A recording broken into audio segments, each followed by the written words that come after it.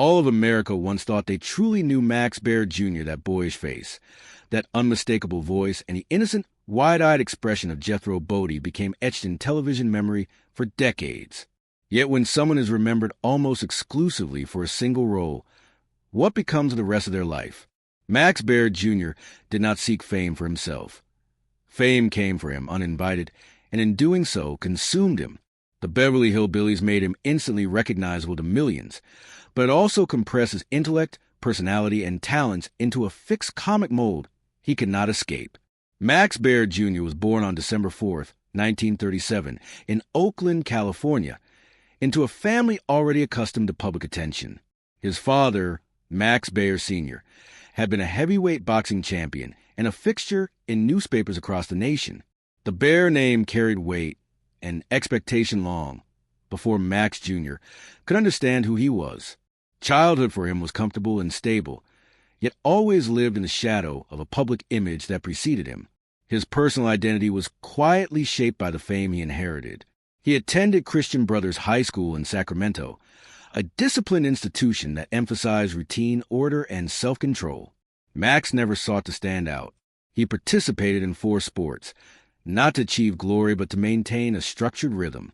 Golf, however, became his enduring passion. Unlike loud, chaotic sports, golf demanded patience, focus, and self-accountability. Winning 2 junior titles at the Sacramento Open was less about brilliance and more about methodical consistency, perfecting a swing, accepting minor errors, and steadily moving forward. The sport taught him that progress could exist quietly, away from applause.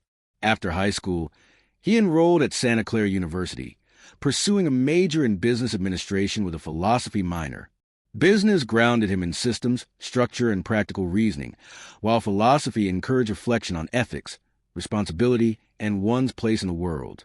These twin paths shaped a young man disciplined, thoughtful, and cautious about public attention.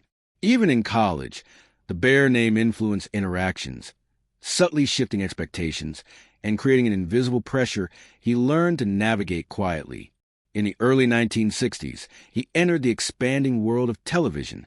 Acting was not a rebellion or a chase for recognition. It was simply a continuation of life under public observation.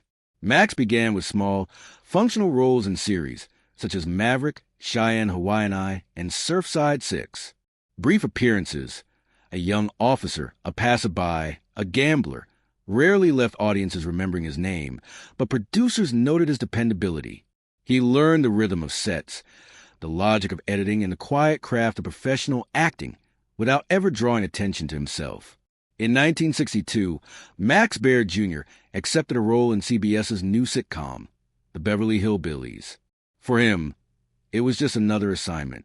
For the audience, it was a creation of an enduring cultural icon. Jethro Bodie, the tall, strong, slow-witted cousin of Jed Clampett, was written as a physical comedic device, a bewildered stare, a clumsy gait, and reflexes slightly behind the world. Max performed with precise timing and restraint. He did not embellish, did not add subtext, and did not inject personal flair. The audience loved him. Children copied his walk. Adults casually referenced his name. In time, Max Baer Jr. was no longer the actor. He was Jethro. The show became a sensation, running 9 seasons and captivating tens of millions weekly. Max's professional reputation grew alongside it, but typecasting quietly took hold. Outside offers, when they arrived, often mirrored the same naive comic, physically awkward template. Off-screen, Max was thoughtful and disciplined. On-screen, he was an archetype, a repeatable pattern. His identity had been compressed by success. By the early 1970s, the television landscape was shifting. Rural comedies were replaced by socially conscious urban programming, and CBS's Rural Purge ended the Beverly Hillbillies. The actor entered adulthood with a paradox. His fame endured, but the opportunities to redefine himself were scarce. Future roles were small, minor, or recycled Jethro-like traits. Max was rejected. He was too familiar. Rather than resist, he pivoted to independent film. Mon County Line, 1974, which he co-wrote, produced, and starred in, had a budget under $200,000, but grossed over $30 million, a record for revenue-to-cost ratio at the time. He controlled production, marketing, and distribution, targeting audiences outside mainstream Hollywood. This success was no accident. It reflected his understanding of market behavior, audience patterns, and production logic. He continued with The Wild McCullochs, 1975, maintaining near-total creative control, and Ode to Billy Joe, 1976, purchasing the rights to a hit song and building the film around its story. Here, he anticipated a new model, leveraging popular music as a storytelling foundation. Legal disputes over rights reinforced his knowledge of intellectual property and ownership, demonstrating he could protect and maximize creative assets independently of fame. In his personal life, Max was quiet. He married Joanne Hill in 1966, during the height of the Beverly Hillbillies. Fatherhood and domestic life unfolded away from cameras and public attention. The marriage ended without drama, leaving no sensational record. Other romantic relationships were few and rarely publicized. Deep friendships endured, particularly with co-star Buddy Essen, who remained a friend and confidant beyond the cameras and the Jethro archetype. Tragedy also touched him privately. In 2008, his live-in girlfriend died by suicide in their Lake Tahoe home. Media coverage was brief. The event remained intensely private. Max carried grief silently, without public narrative or explanation. By 2015, after Donna Douglas's death, Max became the last surviving principal cast member of the Beverly Hillbillies.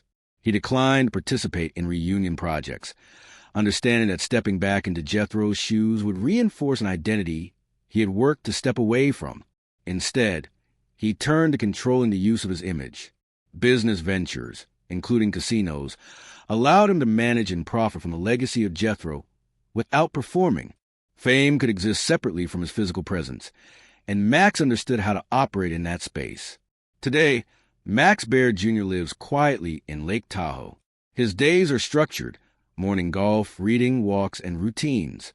Recognition exists in the background but does not dictate his life. Media appearances are brief and measured. He has reclaimed his life from the shadow of Jethro, maintaining rhythm, control, and quiet dignity. Max Baer Jr.'s story illustrates a rare paradox: immense fame coexisting with personal autonomy. By stepping away, he preserved his identity, privacy, and peace. Mastery of life, he proved, sometimes lies not in continued performance, but in knowing when to withdraw. All of America once thought they knew Max Baer Jr. today. He exists on his own terms, private, disciplined, and fully human, beyond the shadow of Jethro Bodie.